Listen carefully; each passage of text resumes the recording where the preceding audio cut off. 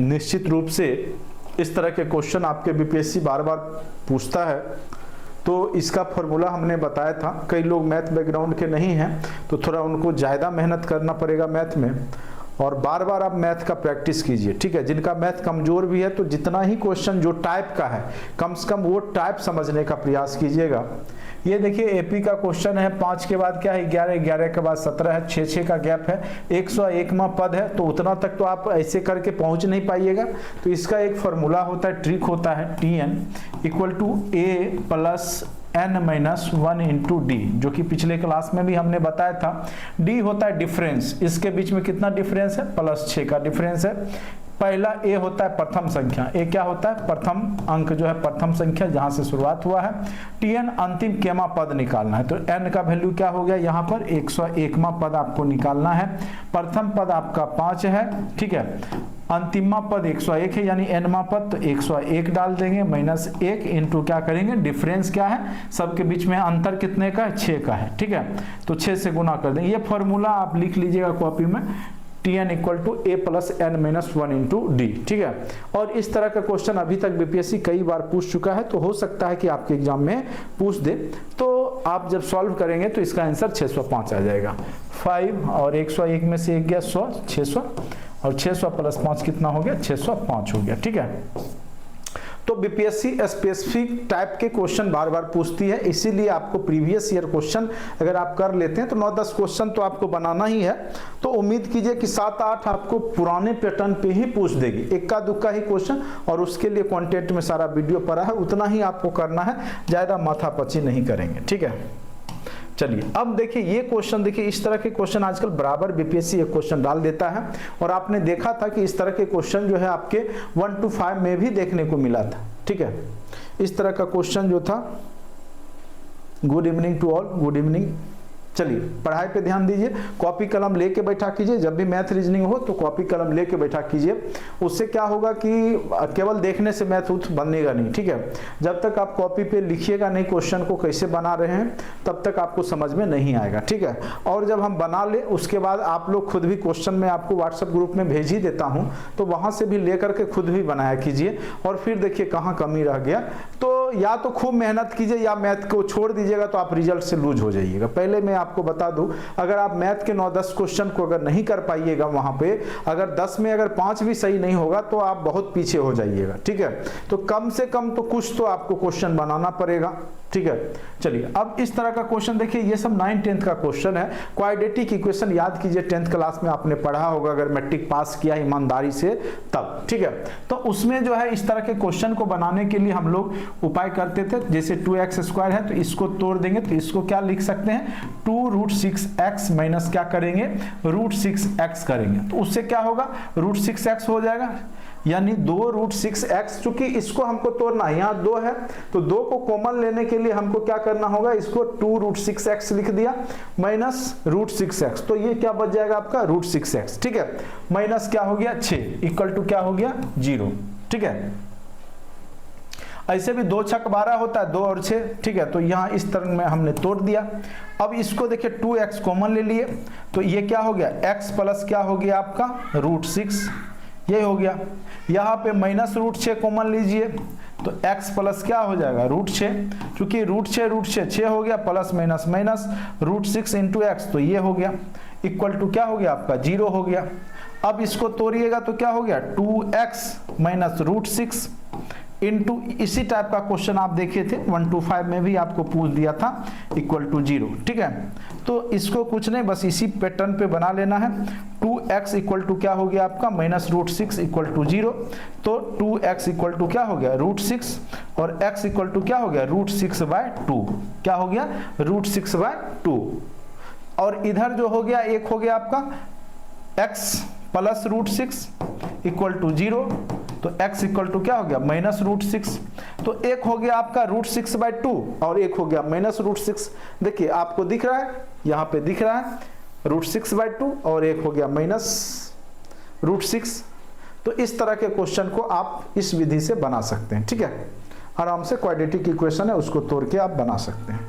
चलिए next question पे आते हैं।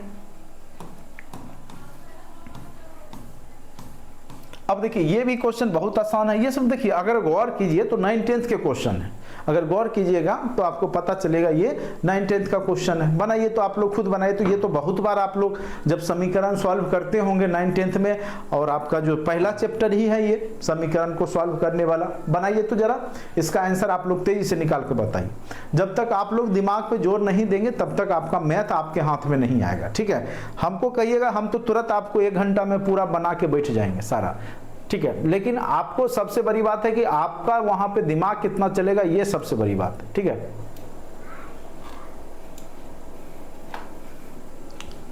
अगर आप 10 में कम से कम 6-7 क्वेश्चन सही करेंगे तब आप उम्मीद रखिए कि आप रिजल्ट में रहिएगा।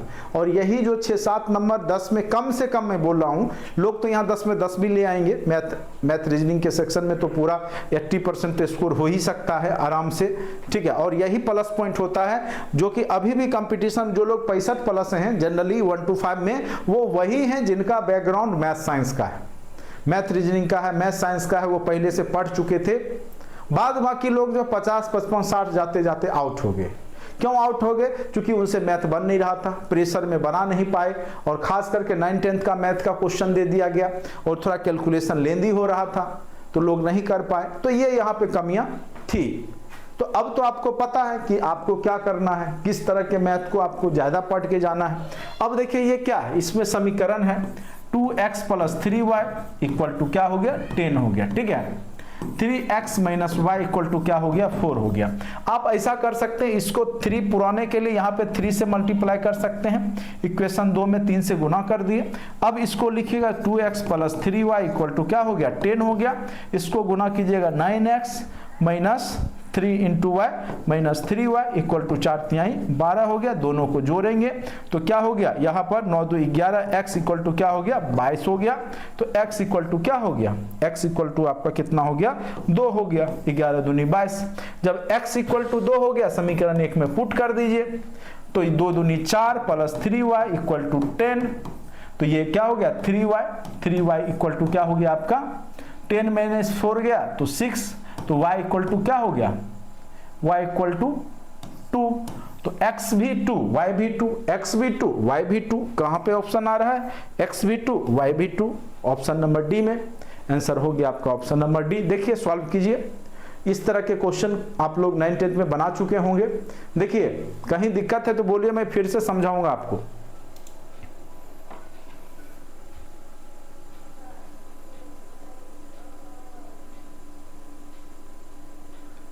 क्या आगे बढ़े या इसको फिर से समझाना पड़ेगा, आप लोग देख लीजिए जल्दी से।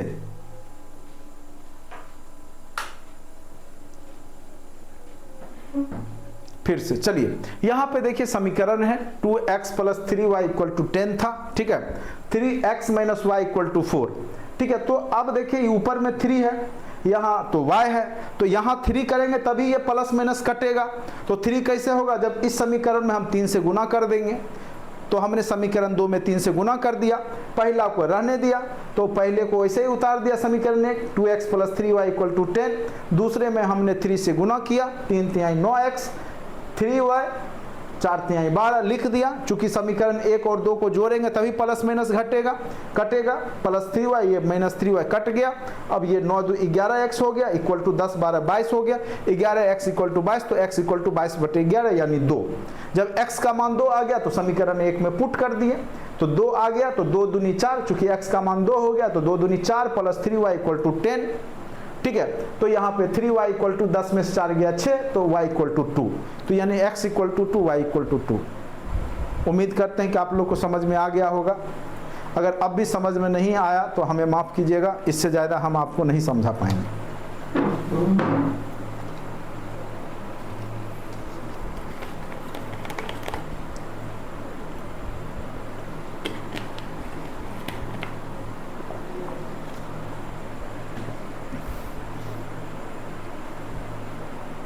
क्या आगे बढ़ें?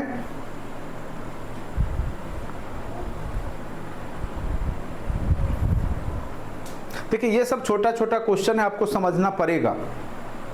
अगर नहीं समझ रहे हैं तो बहुत ही मतलब कह सकते हैं कि आप पे शक किया जा सकता है कि आपने मैट्रिक भी सही से नहीं पढ़ा है, ठीक है। मैट्रिकुलेशन में भी आपका जो स्थिति सही नहीं रहा है। देखिए आप आगे तभी बढ़ते हैं जब आप पुराने क्लास को पास करते हैं। हाँ ये है कि आप भूल गए वो ठीक है, लेकिन आपको समझ में नहीं आ रहा है, बिल्कुल नहीं आ रहा है, तो फिर आप डॉट मतलब आप पे डॉट हो सकता है, ठीक है, कि आप मैट्रिक भी सही से किए हैं कि नहीं किए, क्योंकि ये सब बेसिक क्वेश्चन है। अब देखिए ये वाला क्वेश्चन है, देखने में तो बहुत भारी लग रहा है, अब इतना जोड़ेंगे स्क्वायर करेंगे बहुत टाइम लगेगा, तो हम क्या करेंगे इसको ए और बी मान के बनाएंगे। 35 को भी ए मान लेंगे, 27 को हम बी मान लेंगे, ए बी मान के सॉल्व कर लेंगे, फिर पुट कर देंगे वैल्यू, ठीक है। तो यहाँ पर देखिए ए प्लस बी का होल स्क्वायर इसको लिख सकते हैं, चूंकि हमने पहले ही मान लिया 35 equal to A, 27 equal to B. यहाँ पर जो है 35 माइनस 27 को सॉरी ए और बी के टर्म में माना है ना, चलिए फिर से 35 को हम ए मान लेते हैं, 27 को हम बी मान लेते हैं, ठीक है। तो अब यहाँ पर a प्लस बी का क्या हो जाएगा आपका whole square, plus a minus B का क्या हो जाएगा आपका होल स्क्वायर, बटे क्या हो जाएगा आपका a square plus B square, यही हो जाएगा, ठीक है। अब देखिए जब इसको लिखिएगा तो आप क्या लिख सकते हैं, a square plus 2ab plus B square लिख सकते हैं, a प्लस बी का होल स्क्वायर, और इसको लिख सकते हैं a square minus 2ab plus B square लिख सकते हैं, बटे में a square plus B square को रहने देते हैं, माइनस माइनस प्लस वाला कट गया, तो ये आपका आंसर क्या हो गया 2 into A square plus B square ऊपर में हो गया, बटे में आपका ए स्क्वायर प्लस बी स्क्वायर हो गया, ये कट गया इक्वल टू 2 हो गया, कुछ बचा ही नहीं तो लिखने की जरूरत ही नहीं है, आंसर क्या हो गया आपका 2 हो गया, आंसर क्या हो गया 2 हो गया। देखिए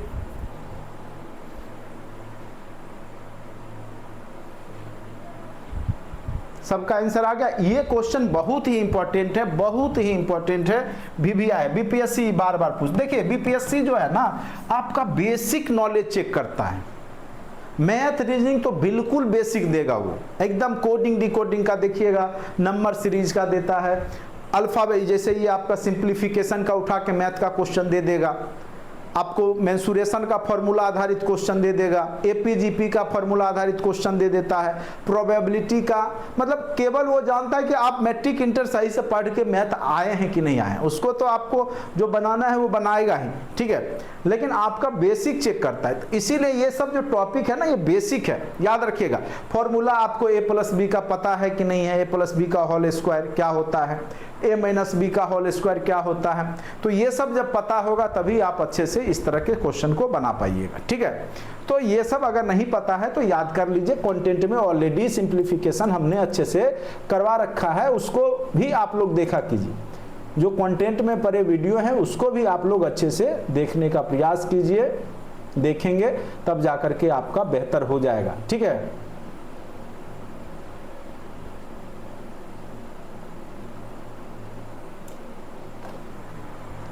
चलिए उम्मीद करते हैं कि आप लोग को समझ में आ गया होगा, ठीक है।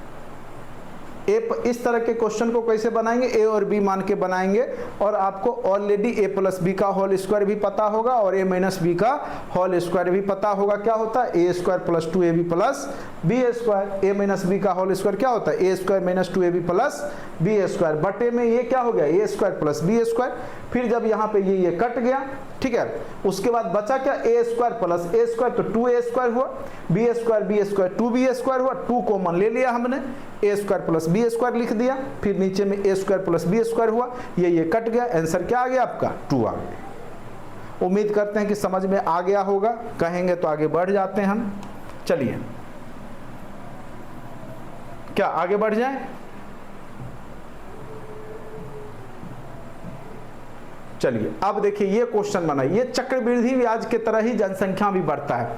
जैसे अगर आपका चक्रवृद्धि ब्याज कैसे होता है कि जैसे सालाना 5 रुपया है तो 100 का 5 रुपया हो गया, तो दूसरे साल जो बढ़ेगा फिर 105 पे बढ़ेगा, तो चक्रवृद्धि ब्याज यही होता है। तो जनसंख्या भी जैसे बढ़ेगा फिर उस पर बढ़ता है, तो इस केस में आप चक्रवृद्धि ब्याज का फॉर्मूला भी लगा सकते हैं डायरेक्ट रूप से, ठीक है। और आपको चक्रवृद्धि ब्याज का फॉर्मूला नहीं याद है तो मैं बता देता हूं, a इक्वल टू क्या हो जाता है p इंटू 1 प्लस r बटे 100 पे पावर t।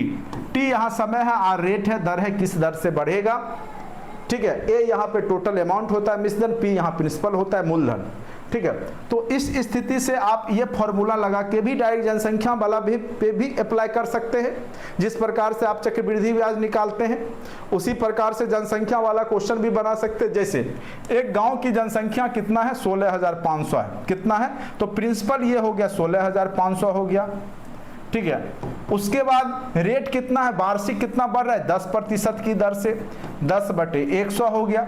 तो समय कितना है, 2 वर्ष के बाद कितना होगा, तो 2 पावर में दे देंगे, ठीक है। उसके बाद इसको सॉल्व करेंगे, 16,500 गुने ये कट गया तो 11/10, 10 एकम 10 एक 11/10, अच्छे से समझिए 11/10 हो गया।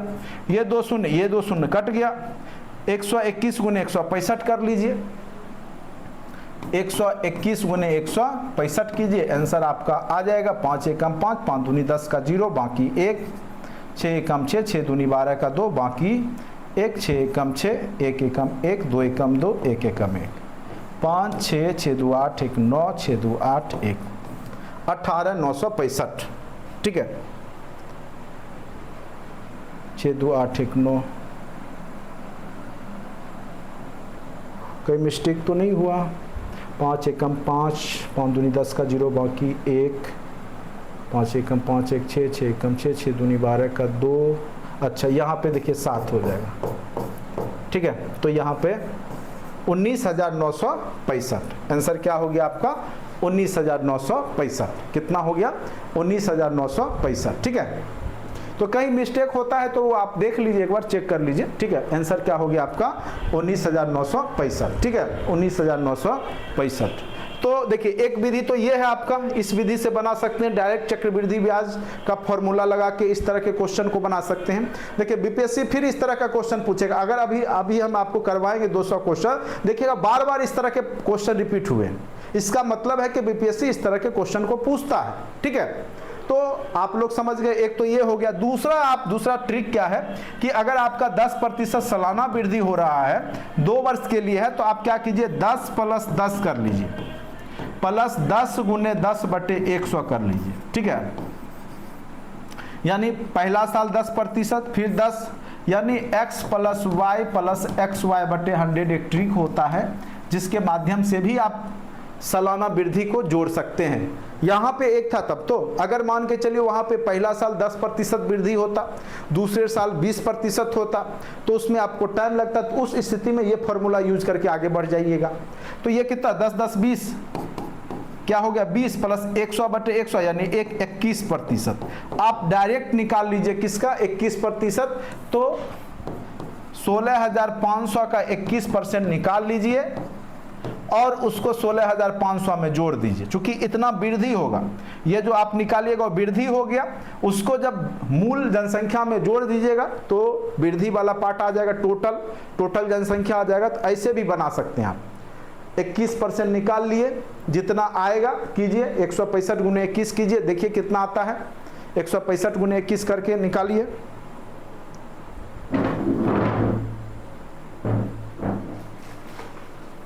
निकालिए 165 गुने 21 कितना होता है, उसको 16,500 में जोड़ दीजिए, आंसर वही दे देगा।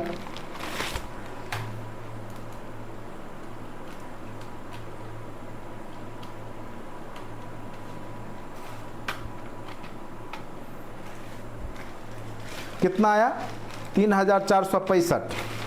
अगर आप सही किए होंगे 3,465 जोड़ दीजिए 16,500 में, 16,500 में 3,465 जोड़ दीजिए, 5 6 5 4 9 6 3 9, देखिए 19,965 आ गया ना 19,965।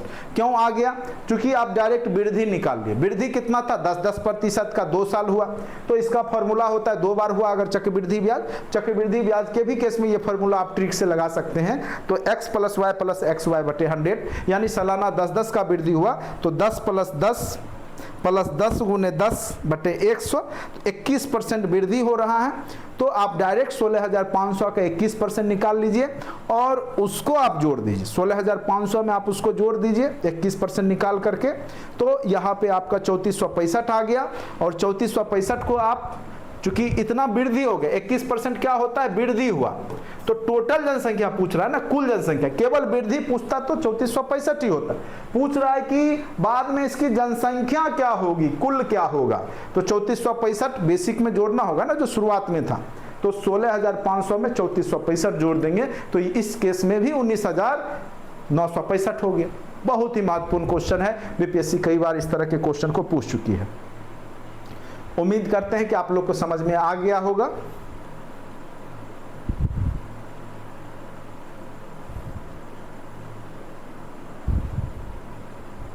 आगे बढ़ा जाए,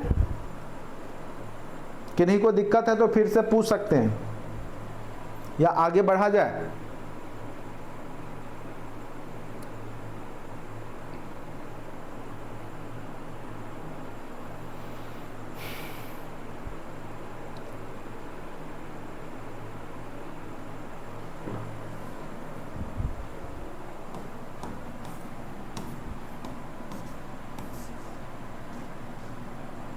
अब देखिए, विक्रय मूल्य क्रय मूल्य वाला क्वेश्चन आप लोग 8-9 क्लास में करते हैं। एक तो फॉर्मूला होता है आपका विक्रय मूल्य इक्वल टू क्या होता है, विक्रय मूल्य इक्वल टू क्रय मूल्य, लिखते भी जाइए अगर इच्छा करे तो, क्रय मूल्य इंटू 1 प्लस प्रतिशत लाभ बटे 100। ये फॉर्मूला आप लोग 8 क्लास में पढ़े होंगे। ये फॉर्मूला होता है, हानि के केस में विक्रय मूल्य इक्वल टू हो जाता है क्रय मूल्य इंटू 1 माइनस प्रतिशत हानि बटे 100। याद कीजिए, आप लोग 8 क्लास में पढ़े होंगे ये फॉर्मूला। विक्रय मूल्य इक्वल टू क्या होता है, क्रय मूल्य इंटू 1 प्लस प्रतिशत लाभ बटे 100। हानि के केस में विक्रय मूल्य इक्वल टू क्रय मूल्य इंटू 1 माइनस प्रतिशत हानि बटे 100 होता है। ठीक है, देखिए इस विधि से भी हम बनाएंगे, थोड़ा टाइम लगेगा। हम एक और आपको ट्रिक बता देते हैं। फॉर्मूला लिख लीजिए, दोनों विधि से हम बताते हैं आपको। फॉर्मूला लिखिए, पहले आपको सिंपल विधि से बता देते हैं कि आप डायरेक्ट सोच के भी बना सकते हैं। जैसे मान के चलिए कोई वस्तु में अगर आपको, जैसे यहाँ पे देखिए 150 रुपये प्रति दर्जन की दर से संतरा बेचने पर शशि को 25% की हानि होती है, यानी किसी वस्तु का ये 75% ही दाम हुआ। क्योंकि 25% हानि हो रहा है ना, तो 25% हानि हो रहा है, यानी 100 रुपया में 25 रुपया घटा दीजिए तो 75 रुपया हुआ, यानी 75 रुपया ही इसके बराबर हो गया ना, 150 रुपया के बराबर हो गया। यानी अगर कोई वस्तु का उसका क्रय मूल्य 100 रुपया है, अगर 25% हानि हुई, यानी वो 75% के दाम के बराबर है हानि वाला।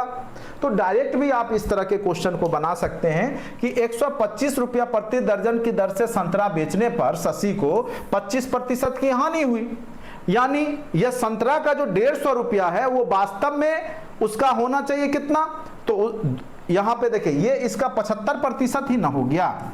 75% इक्वल टू 150 रुपया हुआ। चूंकि 150 में बेचने पर उसको 25 रुपया का हानि हो रहा है 25% का, यानी वह सामान जो है 75% पे ही बेच रहा है। वास्तव में वो सामान कितना पे बेच रहा है, 75% पे ही उसको बेचना चाहिए था। 100% पे तब जाकर के उसको क्रय मूल्य मिलता, लेकिन वो हानि कर रहा है। जितना में खरीदा उससे भी 25%, यानी 100 रुपया में ही 25 रुपया कम पे बेच रहा है। यानी किसी वस्तु का वो 75% इसके बराबर हो गया 150 के बराबर, तो 100% किसके बराबर हो जाएगा। या x का मान लेते हैं 75% किसके बराबर हो गया 150 का, तो 100% किसके बराबर हो जाएगा, तो 150 गुने 100 बटे 75, तो 75 दूनी 150, तो इसका यानी क्रय मूल्य हो गया आपका 200 रुपया।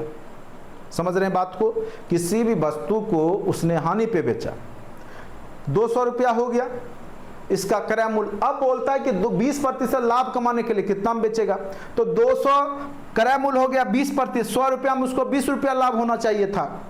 200 का क्रय मूल्य है तो 20 दूनी 40, यानी 200 में उसको 40 रुपया होना चाहिए ना। या ऐसे बना लीजिए, या डायरेक्ट आप इसको लिख सकते हैं 200 का 120%, 200 का 120%, ये कट गया तो 12 दूनी 40, 240 रुपया हो गया। आंसर क्या हो गया 240 रुपया। आंसर क्या हो गया 240 रुपया। अगर समझ नहीं लगा, ये देखिए आसान है। हानि हुआ 100% पे 25% का हानि है, तो x का 75% 150 हो गया, क्रय मूल्य निकाल लिए हम इस विधि से। 200 आ गया क्रय मूल्य, 20% लाभ चाहिए। और नहीं तो आप जो विधि आपको बताए फार्मूला अगर याद है तो फार्मूला पे भी पुट करके बनाइए। क्या होता है, विक्रय मूल्य इक्वल टू क्या होता है, क्रय मूल्य इंटू 1 माइनस प्रतिशत हानि। चूंकि यहाँ हानि हो रहा है क्वेश्चन में पहले पार्ट में, तो हानि का निकालेंगे। क्रय मूल्य निकालना है, विक्रय मूल्य दे रखा है, विक्रय मूल्य 150 रुपया है, क्रय मूल्य यहाँ निकाल लेंगे 1 माइनस 25/100 यानी 75/100। तो क्रय मूल्य इक्वल टू क्या हो जाएगा, ये 75, ये होगा ना 100 माइनस 25, 75/100। तो क्रय मूल्य इंटू 75/100, इसको रहने देते हैं, इसको बस इधर कर देते हैं, इसको इधर कर दिए 150। ठीक है, तो क्रय मूल्य इक्वल टू क्या हो गया आपका 150 गुने 100/75, 75 दूनी 150 और 2 गुने 100 200 रुपया। 200 क्रय मूल्य आ गया, क्रय मूल्य का मान 200। अब फिर लाभ के केस में क्या होता है, विक्रय मूल्य इक्वल टू क्रय मूल्य इंटू 1 प्लस प्रतिशत लाभ बटे 100, ये होता है। विक्रय मूल्य आपको निकालना है, क्रय मूल्य निकाल चुके हैं 200 रुपया, लाभ है आपको 20% के हिसाब से 20/100। तो यहाँ पर 100 गुने 120/100 कर दिए, ये कट गया, तो 12 दूनी 240 रुपया। या तो आप इस विधि का प्रयोग कीजिए तो थोड़ा टाइम लग जाएगा, नहीं तो दूसरा है कि डायरेक्ट अगर हानि है तो 75% निकाल लीजिए। ठीक है, और 75% निकालिए। ठीक है, तो आपका क्रय मूल्य निकल गया 200, फिर 200 पे 20% लाभ है, तो 200 गुने 120/100 कर दीजिए। तो डायरेक्ट कर दिया कीजिए, उतना फार्मूला लिखने की जरूरी नहीं है। लाभ के केस में 100 में जोड़ दीजिए, 20% लाभ है तो 120/100 कर लीजिए। हानि है 25%, तो 100 में से घटा लीजिए, 75/100 कर लीजिए, वही वैल्यू होगा। ठीक है, तो बस ये थोड़ा सा प्रैक्टिस कीजिएगा, तब आपको समझ में आ जाएगा। उम्मीद करते हैं इसको समझ गए होंगे आप लोग। हमने दोनों विधि से आपको समझाने का प्रयास किया है। बाकी अगर ये समझ में अभी नहीं आया है तो कंटेंट में जो प्रॉफिट लॉस हमने करवाया है पहले, कंटेंट में पड़े होंगे वीडियो, उसको जाके देखिएगा, तो हो सकता है आपको और भी अच्छे से समझ में आ जाए। क्या आगे बढ़े कि बताइए?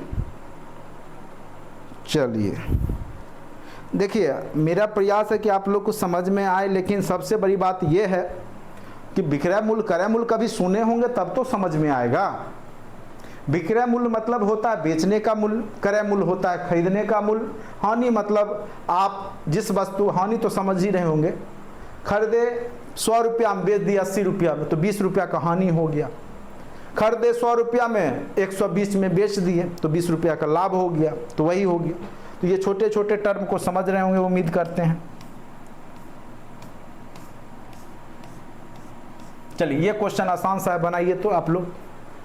सब 8, 9, 10 का बेसिक क्वेश्चन है, सब जितने भी आज तक बीपीएससी पूछा है सब बेसिक क्वेश्चन पूछा है 8, 9, 10 का।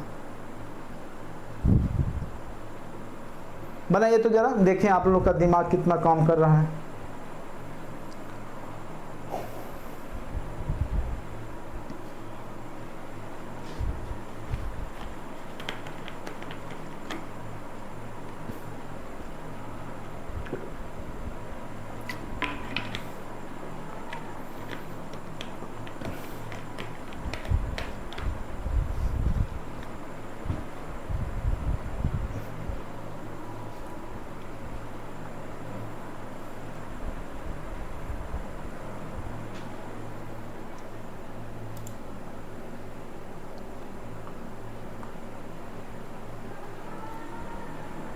चलिए, कोई बात नहीं है, देखते हैं। आप लोग के चक्कर में रहेंगे तो बैठे ही रह जाएंगे।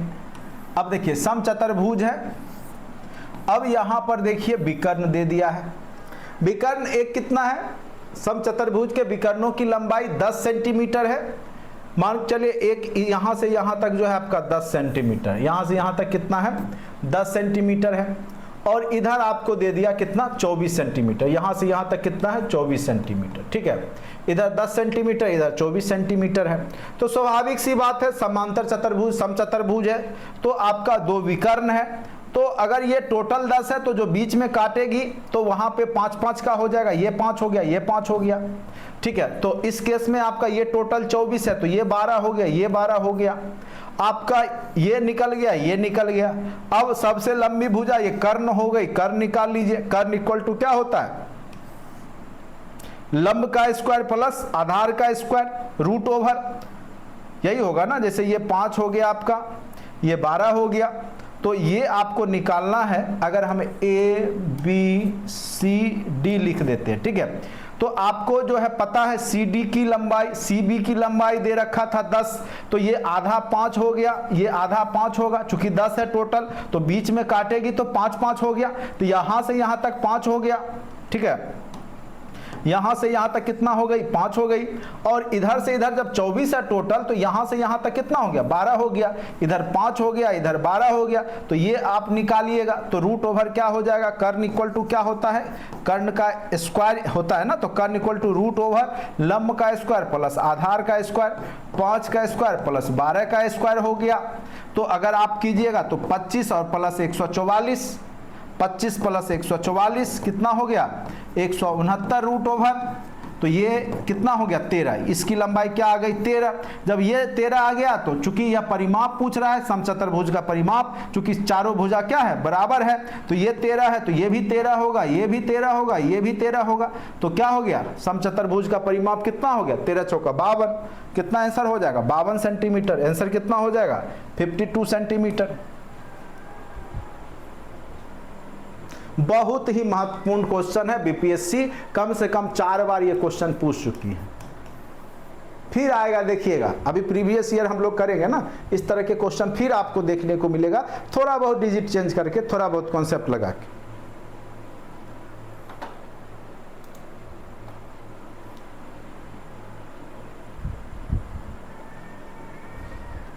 जो भी लोग आपके आसपास क्लास करना चाहते हो 6 to 8, 9, 10, 11, 12, ठीक है, तो आप लोग ज़रूर बताइए उनको।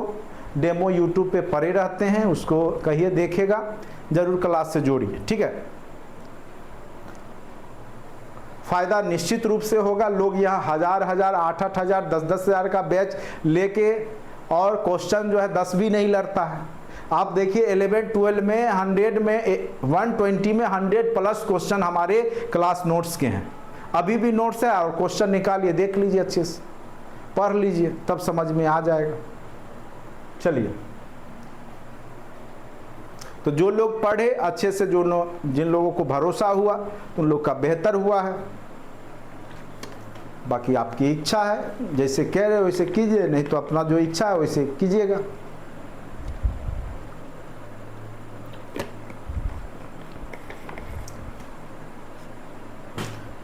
YouTube पे आके हल्ला करने से तो होगा नहीं, मेन तो है आपको पढ़ाने से होगा आपका रिजल्ट। क्या पूछेगा, किस तरह के क्वेश्चन पूछा जाएगा, कुछ से कुछ अल बल हिंदी इंग्लिश जो है 3-3 घंटा पढ़ा रहे हैं, उससे क्या होगा कंपटीशन निकल जाएगा। कंपटीशन रणनीति से निकलता है, तरीका से निकलता है, और वो तरीका वही बता सकता है जो उस रास्ते से गुजरा है। जो कभी बीपीएससी में बैठा नहीं वो कैसे बता देगा बीपीएससी का सिलेबस और बीपीएससी का कॉन्सेप्ट, बीपीएससी का ट्रिक, संभव ही नहीं है।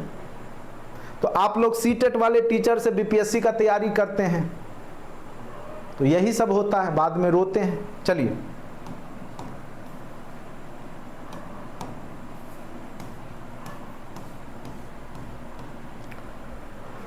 चलिए, ये भी आपका टाइम एंड डिस्टेंस का, ये सब सारा क्वेश्चन क्लास में हो रखा है। आप कंटेंट में देखिएगा, टाइम एंड डिस्टेंस का वीडियो पड़ा होगा।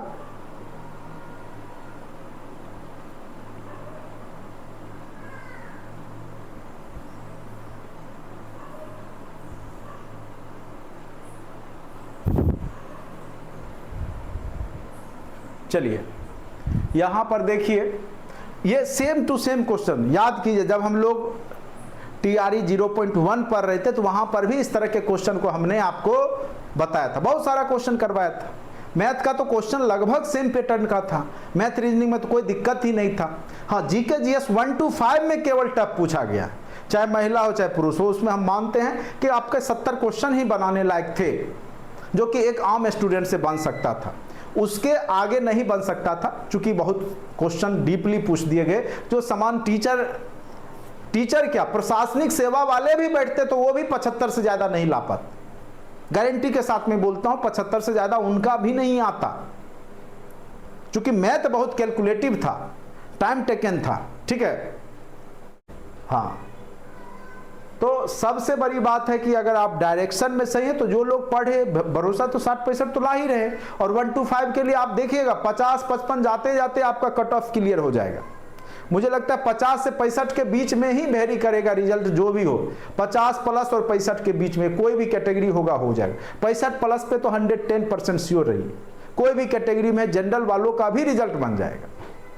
चलिए, हाँ, सोशल साइंस में आपका 9th में थोड़ा सा टफ था, मतलब क्वेश्चन आसान थे, तो कट ऑफ थोड़ा वहां पे 70 के अराउंड जनरल कैटेगरी का जाएगा। चलिए, उसमें हमारे स्टूडेंट 80 प्लस लाए, बहुत लोग कॉल किए कि 80 प्लस आ ही रहा होगा। डायरेक्ट क्वेश्चन है, क्लास के नोट्स क्या है और जो भी प्रीवियस ईयर का हमने घटना चक्र का दिया था 60-70 क्वेश्चन तो डायरेक्ट सेम टू सेम है, सेम टू सेम पूछे गए। तो वही है कि तरीका, अगर आपको सही तरीका पता रहेगा तो आप इजीली कर सकते हैं, कोई बड़ी बात नहीं है, नहीं तो आप माथा फोड़ते रहिए। अब मैथ में बहुत सारा चैप्टर है, लेकिन हमने गिने चुने चैप्टर कराए थे और वहीं से क्वेश्चन आए, क्योंकि मुझे पता है कि बीपीएससी जब भी उठाएगा तो इन सेक्टर से ही क्वेश्चन उठाएगा। चलिए, अब देखिए यहाँ पर टाइम एंड डिस्टेंस का क्वेश्चन है, और टाइम एंड डिस्टेंस में हमने आपको एक कॉन्सेप्ट बताया था रेलगाड़ी वाला, याद कीजिए।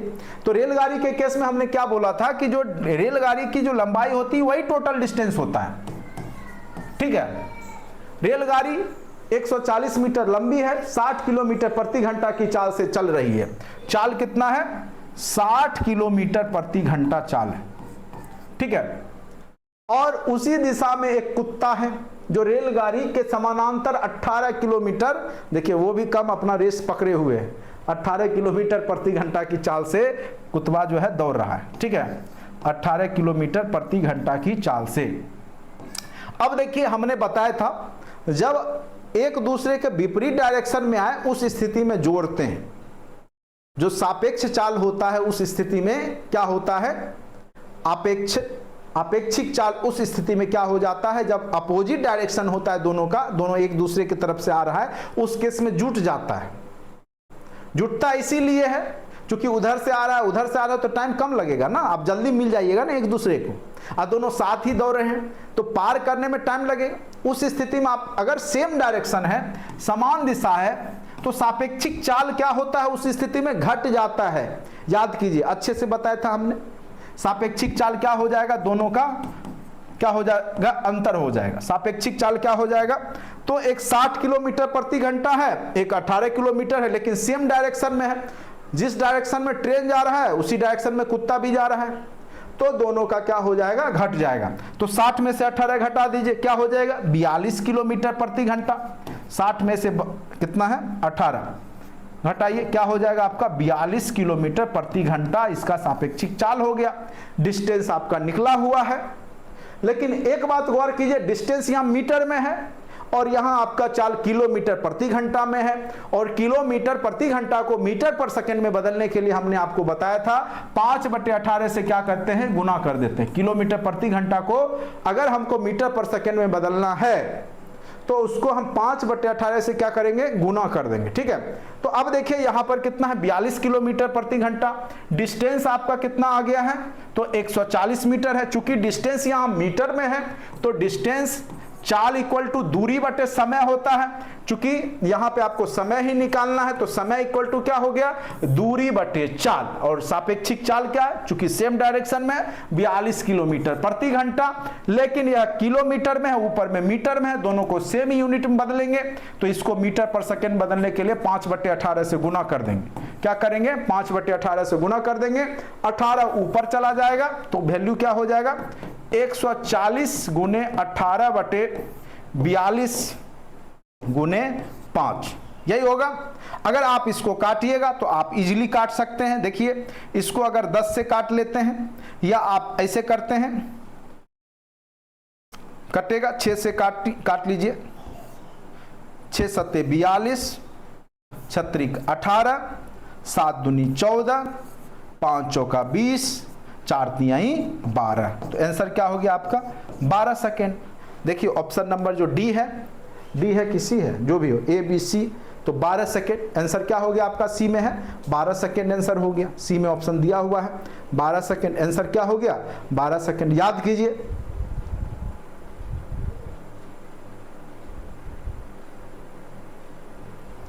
उसमें क्वेश्चन, हाँ 10+2 में आसान था क्वेश्चन, 10+2 में 9 10th में बहुत आसान क्वेश्चन पूछे गए। क्लास नोट्स का डायरेक्ट सारा क्वेश्चन लगभग मतलब हर एक टॉपिक का लग गया था उसमें, ठीक है। आप नोट्स अभी भी देखिएगा तो आपको अंदाज होगा, क्वेश्चन देखिए नोट्स देखिए, तब क्वेश्चन आपको दिख जाएगा। चलिए इतना ही, दिमाग आप लोग का ब्रेन तेज है तो ये क्वेश्चन आप बना के दिखा दीजिए, हम भी मान जाएंगे आप लोग को। इस क्वेश्चन को बनाने के लिए आपको हम 3-4 मिनट का टाइम दे सकते हैं, 2-3 मिनट तो दे ही सकते हैं।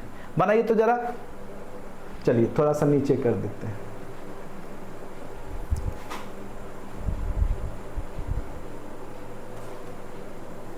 दिमाग लगाने वाला क्वेश्चन है, अगर बना लेते हैं तो आपका ब्रेन बहुत ही तेज है और आप बीपीएससी टीचर क्या, आप जो है उसके भी आगे बनने के लायक हैं। बनाइए तो जरा देखते हैं।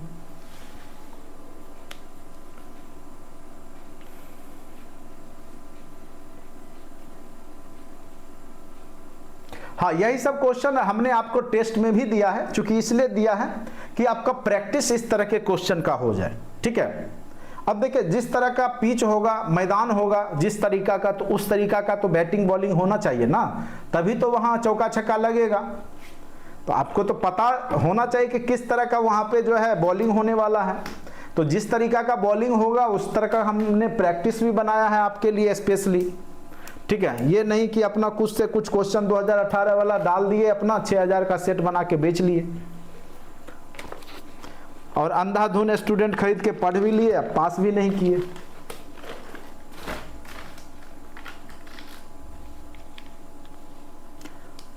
तो जो क्वेश्चन है, जो प्रवृत्ति है, तो वो तो मैच होना ही चाहिए टेस्ट में, इसीलिए आपको मिलेगा ये सब क्वेश्चन आपको। हाँ आंसर ही लगता है आप याद किए हुए हैं। देखिए बना लिए हैं तब तो अच्छी बात है, ऐसे आप लोग आंसर देख लिए होंगे कि 10:48 हुआ है तो कोई बात ही नहीं है। ऐसे थोड़ा सा ही कॉमन सेंस लगाने वाली बात थी, ज़्यादा कुछ है नहीं। देखिए सिंपल सी बात है, 24 घंटा में 10 मिनट आगे होता है। 6 बजे सुबह का टाइम है तो कल के 6 बजे तक में 24 घंटा बीत जाएगा, तो 10 मिनट वो ऐसे ही ऑलरेडी आगे हो जाएगा।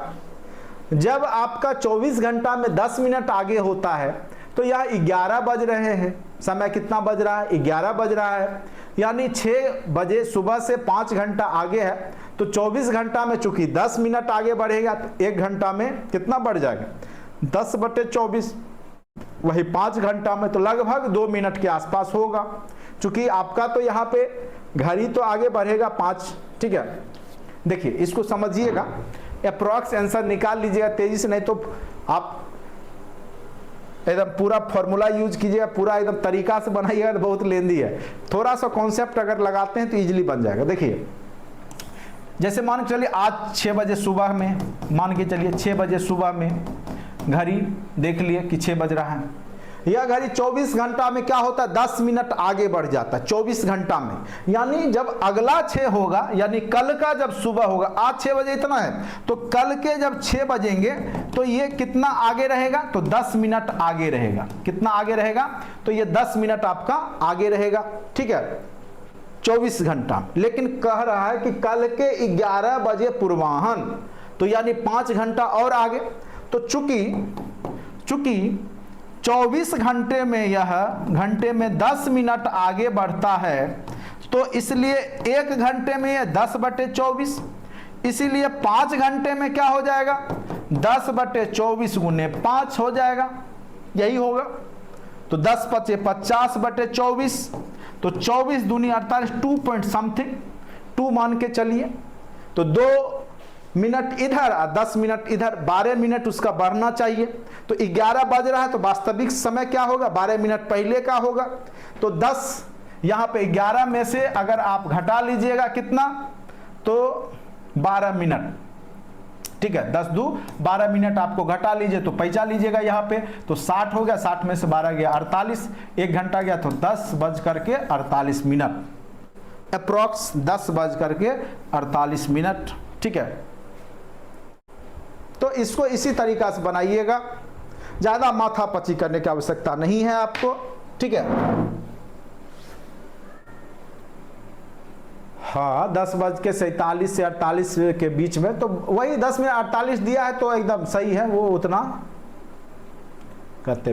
Please repeat. देखिए सिंपल सी बात है, एक एक नियम आप लोग चौथा पांचवा में पढ़ते होंगे, छठा सातवां में। 24 घंटा में 10 मिनट आगे हो रहा है घड़ी, तो 1 घंटा में 10/24, 5 घंटा में 10/24 × 5, यानी 2 मिनट आगे होगा। सिंपल सी बात है। और उधर आपका जो है आज 6 बजे टाइम देखा है, कल 24 घंटे बाद कल 6 बज जाएगा, तो 6 बजे तक में वो 10 मिनट आगे हो चुका है घड़ी। आज के 6 बजे से कल के 6 बजे तक में घड़ी 10 मिनट आगे हो गया होगा वास्तविक समय से।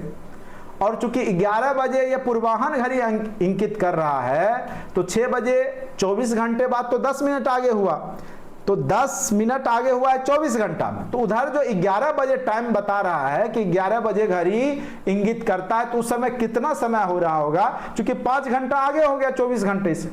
तो 24 घंटा में 10 मिनट आगे बढ़ता है, तो 1 घंटा में तो 10/24, 5 घंटा में 10/24 × 5, तो 2 मिनट आगे उधर भी बढ़ जाएगा, यानी 10 2 12 मिनट आगे बढ़ा हुआ है घड़ी 11 बजे, तो उसमें से 12 मिनट घटा दीजिए, तो वास्तविक समय 10:48 हो रहा होगा। वास्तविक समय 10:48। ये क्वेश्चन 2-3 बार बीपीएससी पूछ चुका है, ठीक है। फिर से एक बार समझिए। अब देखिए, अब नहीं समझिएगा तो हम आगे नहीं समझाएंगे इसको, ठीक है। इसमें थोड़ा सा कुछ है ही नहीं, अगर देखिए तो कुछ नहीं है। आज 6 बजा है, कल 6 बजेगा, सुबह तक में 24 घंटा हो जाएगा, तो 24 घंटा में वो 10 मिनट जो है आगे बढ़ गया है, तो ये तो आपको क्लियर हो गया। कल बोला 11 बजे घड़ी का टाइम जो होगा, तो वास्तविक समय क्या होगा, तो यह 24 घंटे में 10 मिनट, तो 6 बजे तक तो आप निकाल लिए, 10 मिनट आगे है घड़ी, तो 5 घंटा उधर बचा हुआ है, नहीं चूंकि 11 बजे आप देख रहे हैं, तो 5 घंटा में, तो यहां लिखिएगा चूंकि 24 घंटा में 10 मिनट आगे है, तो 1 घंटा में 10/24, तो 5 घंटा में कितना हो गया, 10/24 × 5, एक एक नियम, 10×5 = 50/24, तो 24 दूनी 48, लगभग 2 पॉइंट समथिंग हो रहा है, ठीक है। हम 2 ही मान के चलेंगे, 10 2 12 मिनट हो गया ना, 12 मिनट आगे है। 11 बज रहा है तो 12 मिनट आगे होके ना 11 बज रहा है, तो वास्तविक समय 12 मिनट घटा लीजिए, तो 11 बजे में 12 मिनट घटाइएगा, 10:48 ही होगा ना। अगर अब भी समझ में नहीं आता है तो दिमाग पे जोर दीजिएगा, और ज़्यादा हम जोर देने के लिए नहीं कहेंगे, नहीं तो आप लोग स्टेशन पर दिखिएगा। चलिए आगे बढ़ें, ज़्यादा जितना दिमाग है उसी पर जोर दीजिए। भाई आपको टीचर बनना है, टीचर बनिए ना बनिए, दिमाग को स्थिर रखिएगा, ठीक है। हो ना हो और भी काम है धरती पे, याद रखिएगा। ये नहीं कि इसके चक्कर में जो है आप स्टेशन पहुंच जाइए। चलिए आगे आते हैं। इस तरह के क्वेश्चन को कई बार हमने बता रखा है, बनाइए।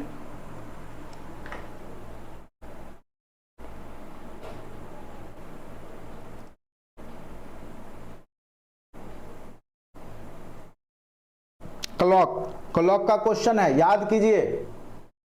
जो लोग बाद में जुड़े हैं वो लोग कंटेंट में पढ़े, क्लॉक का चैप्टर जो हमने करवाया था उसको देख लीजिएगा अच्छे से। वाह, बहुत अच्छा। देखिए जो लोग पुराने स्टूडेंट एकदम ताबड़तोड़ फायरिंग कर रहे हैं उधर से, तुरंत आंसर निकाल के बता रहे हैं। लगता है टेस्ट में भी ये क्वेश्चन था क्या? आंसर ही कैसे याद है आप लोग को?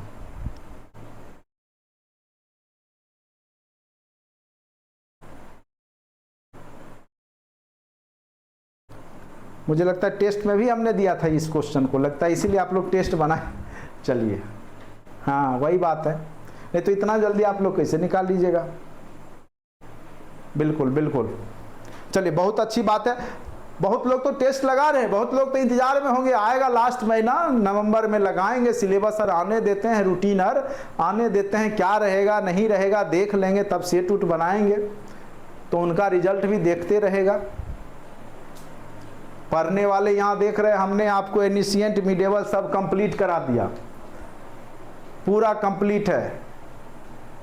और पढ़ने वाले लोग अभी सोच ही रहे, कई लोग फोन करते हैं सर सोच रहे थे, वो सोचो, पहले सोच लो अच्छे से। अगर सोचने से कंपटीशन हो जाता है तो खूब सोचो, पढ़ने की क्या आवश्यकता है, काहे 500-1000 रुपया खर्च करोगे, एक दिन का भी सैलरी नहीं लेते हैं, एक भी दिन कमाओगे कम से कम 45,000 तो मिनिमम है, 1 to 5 में है, 9, 10, 11, 12 का तो कम से कम 50,000 सैलरी है, लगभग 2000 का डेली तुम कमाओगे, पूरे जीवन का एक दिन का भी सैलरी हम नहीं मांग रहे, उसको भी देने में बहुत ज़्यादा तकलीफ हो रहा है। तो भाई फ्री में तो कुछ मिलता नहीं है जीवन में। चलो, 5 और 6 बजे के बीच में किस समय घड़ी की दोनों सुइयां एक साथ होगी? देखिए, जब ये घड़ी बनाते हैं आप, तो ये मान के चलिए, ये मोटा वाला मान के चलिए घंटा का है, और ये पतला वाला बना दिए, तो तभी ये दोनों एक साथ होगा जब दोनों के बीच का डिग्री क्या होगा, 0 डिग्री होगा। यही होगा ना, एक दूसरे के ऊपर कांटा तभी होगा ना जब दोनों के बीच में एंगल कितना होगा, 0 डिग्री होगा।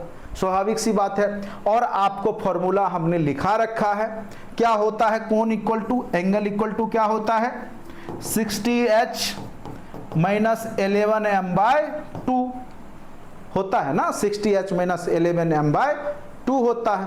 एंगल इक्वल टू 0 पुट कर दीजिए, और h इक्वल टू केवल कितने बजे के बीच में कह रहा है, तो पहला वाला 5-6 के बीच में बोलेगा तो 5h की जगह दीजिएगा, 6-7 के बीच में कहेगा तो 6 दीजिएगा, और कुछ नहीं, मिनट केवल निकाल लीजिए, और उतना बज के उतना मिनट पे वो संपाती होगा। आप नहीं होगा तो घड़ी ले लीजिए, खोल के देख लीजिएगा, दोनों को चढ़ाइएगा, देखिएगा उतना पे वो दोनों सेम मिल जाएगा। ठीक है, चलिए फॉर्मूला हो गया आपका 60h माइनस 11m/2। एंगल यहां जब तभी संपाती होगा, दोनों सुइयां एक साथ हो, एक साथ तभी होगा जब उसके बीच का एंगल क्या होगा, 0 डिग्री होगा। तो 0 इक्वल टू 60h, h के जगह 5-6 के बीच में बोला है तो 5 पुट कर दीजिए, और यहां पर 11m/2 रहने दीजिए, m निकालना है बस। 0 इंटू 2 0, 0 इक्वल टू क्या हो गया, 6×5 30, 300 माइनस 11m हो गया। तो m इक्वल टू क्या हो जाएगा, इधर कर लीजिए, तो m इक्वल टू 300/11। अब काटिए, 11 दूनी 22, ठीक है, बच क्या गया 8, 80, 11 7 77, ठीक है, तो 27 पॉइंट समथिंग, 27.3/11 हो जाएगा। यहां पे जब निकालिएगा ये हो जाएगा आपका पूर्णांक में 27.3/11, करके देख लीजिए, उतना ही होगा। तो समय क्या हो जाएगा, बताया था हमने, जो शुरुआत का समय उतना बज करके जब मिनट हमने निकाल ही लिया, तो 27.3/11 मिनट पे दोनों एक दूसरे के संपाती होगा। आप घड़ी में बजा के देखिएगा, दोनों घड़ी का घंटा और मिनट दोनों मिल जाएगा। 5:27 मिनट, 27.3/11 मिनट पे घड़ी का घंटा और मिनट की सुई क्या होगी, 5 और 6 के बीच में एक दूसरे के ऊपर चढ़ी मिलेगी। ठीक है,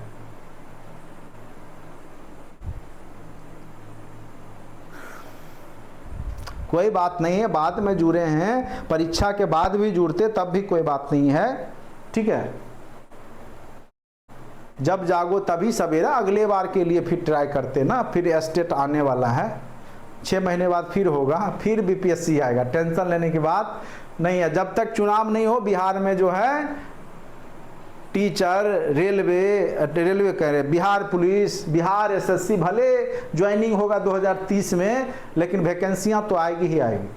बिहार एसएससी सीजीएल आ रहा है, टेंशन नहीं लीजिए, भारी संख्या में बिहार दरोगा आया है, बिहार पुलिस आया है, बिहार एसएससी आया है। इस बार आप लोग जो है भूलिएगा नहीं, बस सरकार को जिताइए और नौकरी लीजिए। चलिए,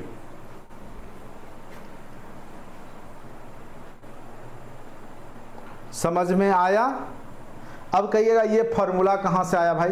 तो ये डिराइव करने का मेरे पास टाइम नहीं है। 60h - 11m/2 याद रखिएगा, उतना माथा पच्ची नहीं करना है आपको, बस याद रखिएगा कोण = 60h - 11m/2। नहीं होता 2-4 बार लिखिए इसको, 60h - 11m/2, 60h - 11m/2। h our है, m मिनट है, बटे 2। ठीक है, कंटेंट में सारा वीडियो आपको मिल जाएगा, बाद में भी जुड़े, पहले भी जुड़े, कोई दिक्कत नहीं। वीडियो देखिए, अच्छे से समझिए, बार बार देखिए, एक बार 2 बार। इतना कंटेंट में डाला, अभी इसमें नहीं भी पढ़ाऊंगा तब भी आप लोग अच्छे नंबर से पास कीजिएगा। उतना चीज कंटेंट में डाला हुआ है ऑलरेडी। ठीक है, बस पढ़ने वाला होना चाहिए, समझने वाला होना चाहिए। आगे बढ़े, फॉर्मूला हमने क्या लगाया यहाँ? एंगल इक्वल टू कोण equal to angle equal to 60h - 11m/2। बस याद रखना है, जब समपाती हो उस समय 0 डिग्री करना है, 5 और 6 के बीच में है तो 5 दे देना है बस, 11m/2। m का वैल्यू बस यहाँ निकाल लीजिएगा, और उतना बज करके 5-6 के बीच में बोला है तो 5 बज करके उतना मिनट आपका रिजल्ट आ जाएगा। आगे बढ़े,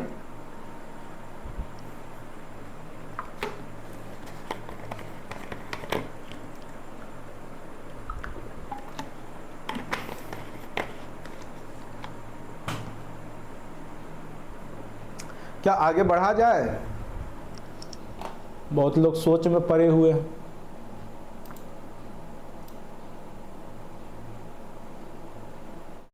इस बार नहीं हुआ तो 2030 जान लीजिए, उससे पहले होने का उम्मीद ही नहीं है।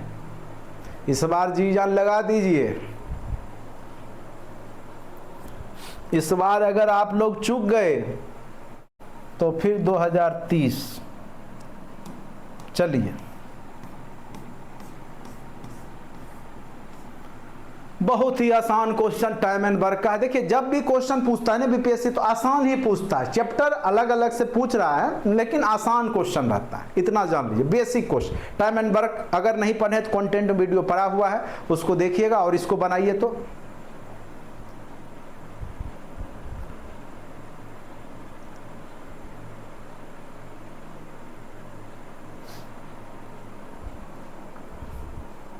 देखिए, अनिल और सुमन, ए और एस मिलकर के किसी काम को कितना दिन में करता है? 12 दिन में। तो एक दिन का काम 1/12 हो गया, जिसे अनिल अकेला 20 दिन में कर सकता है। अनिल का एक दिन का काम 1/20 हो गया, तो सुनील कितना दिन में करेगा? तो एस इक्वल टू क्या हो गया? 1/12 - 1/20 निकाल लीजिए, क्या हो जाएगा आंसर? सुनील इक्वल टू क्या हो जाएगा? 12 और 20 का एलसीएम लीजिएगा, कितना हो जाएगा? 120 होगा क्या? 120 ही होगा, कितना होगा? 12 25 60 हो जाएगा। 12 25 60, 20 दिया 60। एस इक्वल टू क्या हो गया? 5 में से 3 गया, 2/60 यानी 1/30, यानी एक दिन का काम हो गया सुनील का 1/30। तो टोटल दिन कितना लगा देगा? 30 दिन। 30 दिन में वो सुनील क्या कर लेगा? काम कर लेगा। इस तरह के क्वेश्चन आपको कंटेंट में ऑलरेडी वीडियो में कराया हुआ है हमने। ठीक है, 12 दिन में करता है तो एक दिन का काम निकाल लिए।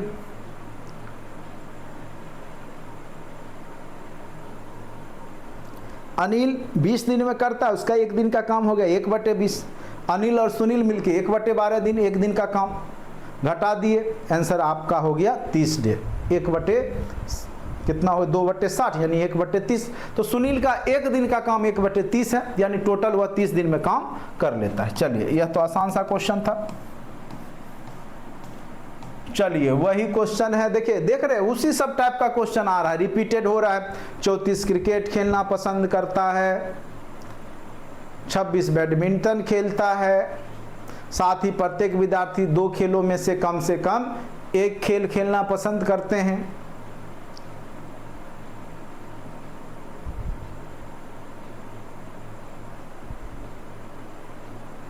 कितने विद्यार्थी क्रिकेट और बैडमिंटन दोनों खेलना पसंद करते हैं?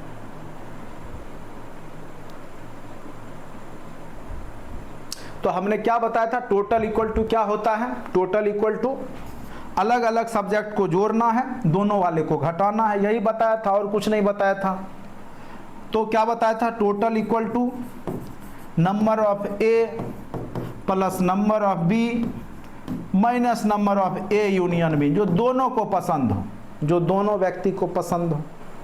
ठीक है, टोटल इक्वल टू आपका 55 ही था ना। उसके बाद किधर है, क्योंकि ये देखने दीजिए, क्योंकि पीडीएफ पे पढ़ाते हैं ना, तो ऊपर कर दिए तो नीचे फिर आएंगे तो डिलीट ही करना पड़ता है। चलिए, 55 विद्यार्थियों की कक्षा में टोटल 55 है, 34 क्रिकेट, 26 बैडमिंटन, अब माइनस दोनों वाला निकाल लेते हैं, दोनों ही लिख देते हैं, यूनियन छोड़िए, आप लोग ऐसे ही समझिए। इसको जोड़िए, कितना हो गया, 6 4 10 का 0, बाकी 1 3 2 5 1 6 इक्वल टू 55 माइनस दोनों, तो दोनों माइनस को इधर कीजिए, तो दोनों इक्वल टू 60 माइनस 55 5। आंसर देखिए ऑप्शन नंबर सी। ये सब बहुत बार बताया। देखिए इस तरह के क्वेश्चन देख रहे हैं, बीपीएससी बार बार पूछ रहा है। और हम जब परसेंटेज पढ़ा रहे थे आपको, तो वहां भी हमने बोला था कि यह क्वेश्चन यूपीएससी में भी बार बार पूछा जाए। पता नहीं क्या खासियत है कि यूपीएससी में हमने देखा 4-5 बार क्वेश्चन पूछा है। ठीक है, 2 बार हम भी यूपीएससी दिए हुए हैं। ठीक है, तो वहां हमने देखा सी सेटर में तो बहुत नंबर आता था, लेकिन टाइम के अभाव में नहीं कर पाए, वो अलग बात है। चलिए, तो वहां पर भी यहाँ पे 2-2 क्वेश्चन, मतलब 3-4 क्वेश्चन तो डायरेक्ट सेम टू सेम इसी टाइप के क्वेश्चन पूछ दिए जाते थे।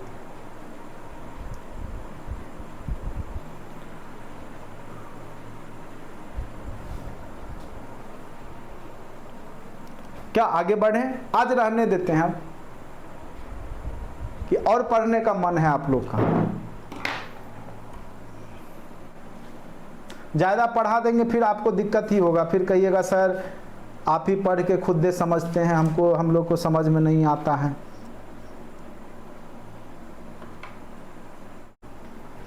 नेक्स्ट क्वेश्चन करने का इरादा है नहीं? चलिए कोई बात नहीं है। अब देखिए ये भी क्वेश्चन कल ही आप लोग बोल रहे थे सर खुद ये पढ़ के समझ रहे हैं आप, इस तरह का क्वेश्चन, यही टाइप का क्वेश्चन था, याद कीजिए। देखिए इसमें ऑप्शन से ही बनाइए तो ज्यादा बेहतर है, तुरंत बना लीजिएगा। ऑप्शन से बनाइए तुरंत बन जाएगा, ऑप्शन से बनाइएगा तुरंत बन जाएगा। देखिए क्वेश्चन कुछ नहीं है, ऑप्शन देखिएगा बन जाएगा। ऑप्शन केवल मैं ऊपर कर देता हूं। ठीक है, ऑप्शन आप लोग ऊपर करते तो क्वेश्चन ऊपर हो जाता है, ये करते थे। एक डी वाला ऑप्शन लिख देते हैं, डी वाला जो ऑप्शन है ऊपर में कर देते हैं 60-40। डी वाला ऑप्शन क्या है, 60-40 क्लीन करते हैं।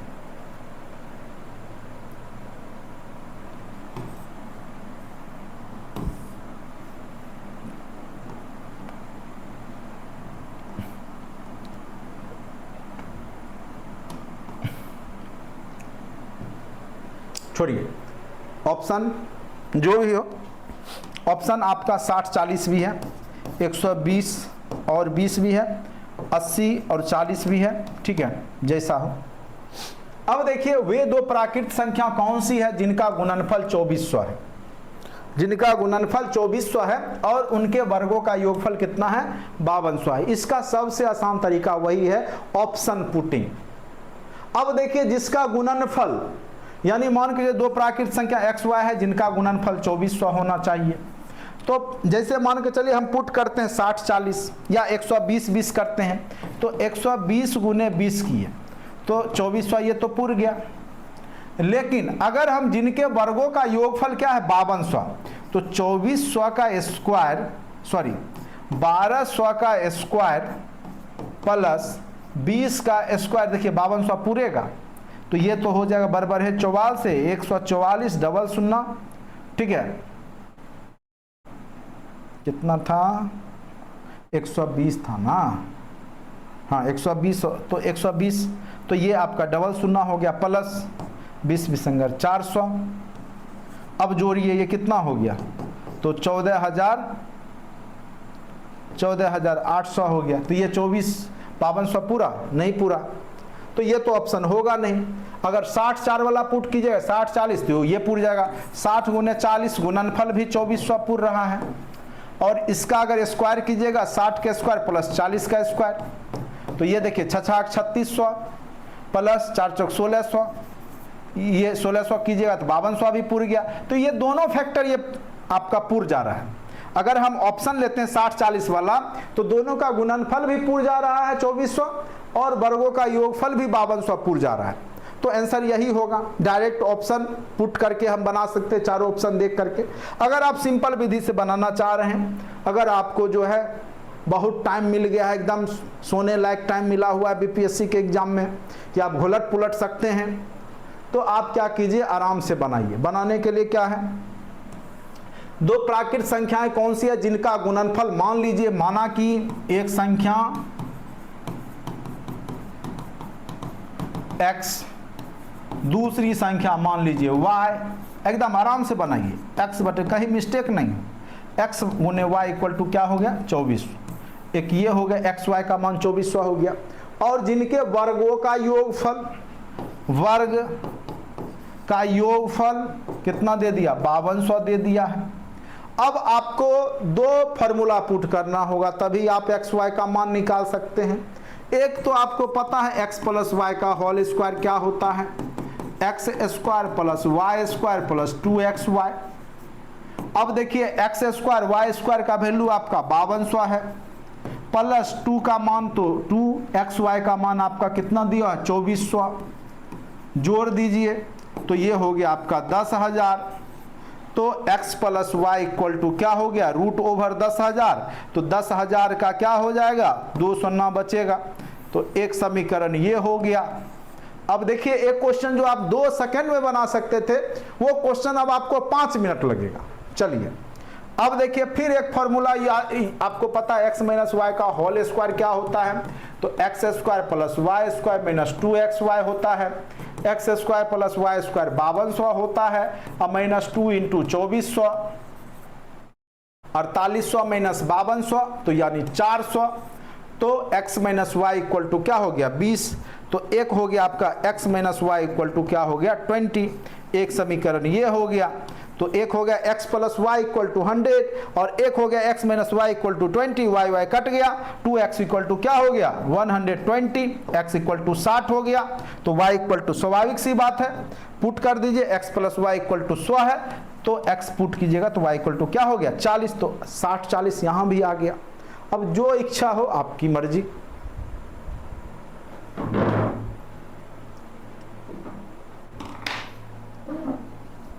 नहीं है, आपकी इच्छा है, जो मन है। टाइम अगर आपको ज़्यादा मिलेगा तो आप बेसिक विधि से भी बना सकते हैं। दोनों विधि हमने आपको बता दिया। ऑप्शन से इसीलिए चूंकि आप तुरंत सोच लीजिएगा, ऑप्शन पुट कर करके देखिएगा किसका स्क्वायर है। ऐसे क्या है कि x प्लस वाई निकालिए, x प्लस माइनस वाई निकालिए, फिर समीकरण बनाइए, खामखा 5 मिनट दूसरे को क्वेश्चन को दीजिएगा, 3-4 क्वेश्चन आप इसके जगह पे हल कर लीजिएगा। तो देखिए कंपटीशन क्या होता है कि आपको नॉलेज का चेक नहीं है, आप उस कम टाइम पे कितना अपना ब्रेन का यूज करते हैं। बहुत आप सुनते होंगे कि बहुत अच्छा है स्टूडेंट लेकिन वह जो है फेल्योर हो गया, उसको 50 नंबर आ रहा है, जो उसको कम पढ़ा लिखा था वो 70 नंबर ला रहा है। तो ये यही सब डिपेंड होता है कि वो वहाँ कौन सा ट्रिक यूज किया, उस समय वह कितना ब्रेन को यूज कर पाया, ये सबसे बड़ी बात है वहाँ पर। और मेथड सबको पता भी रहता है तो कई लोग बेसिक मेथड ही प्रीफर कर लेते हैं। तो थोड़ा सा देखिए युद्ध है, यहाँ पे कंपटीशन है, तो रणनीति आपकी होनी चाहिए अच्छी, बेहतर, जो कम टाइम पे बेहतर हम सवाल को कर सकें। ठीक है, तो आपकी इच्छा है। हमने दोनों विधि बता दिया आज के क्लास में। उम्मीद करते हैं आपको समझ में आया होगा। और क्लास, कई लोग भाग चुके हैं क्लास छोड़ के, ठीक है, उनको इतना मैथ से नफरत है कि भाग चुके हैं। ठीक है, तो आपकी इच्छा है, आप लोग मैथ जब बनाएंगे वहाँ तभी आपका रिजल्ट बनेगा। मैं बार बार बोलता हूँ, बाद में किसी टीचर को बोलिएगा सर मेरा इतना हो रहा है इतना, तो परेशान होइएगा। उससे अच्छा है कि अभी मेहनत कर लीजिए आप लोग। ठीक है, अभी मेहनत कर लीजिए, अभी मेहनत करने का टाइम है, फांकी मत मारिए। 2 घंटा 1 घंटा 1.5 घंटा जो भी आपको टाइम दे रहे हैं, हम भी अपना बहुमूल्य समय निकाल के देते हैं आपको। ठीक है, हम भी इस समय सो सकते थे, आराम कर सकते थे, लेकिन आपको, आपके लिए, आपके भविष्य के लिए टाइम निकालते, तो आपका जो है फर्ज बनता है कि आपको भी टाइम निकाल के देना चाहिए। आप ही का किस्मत बनेगा। ठीक ठीक है, हम लोग तो जहाँ हैं वहाँ पे रहेंगे ही। चलिए आज के लिए इतना ही, धन्यवाद।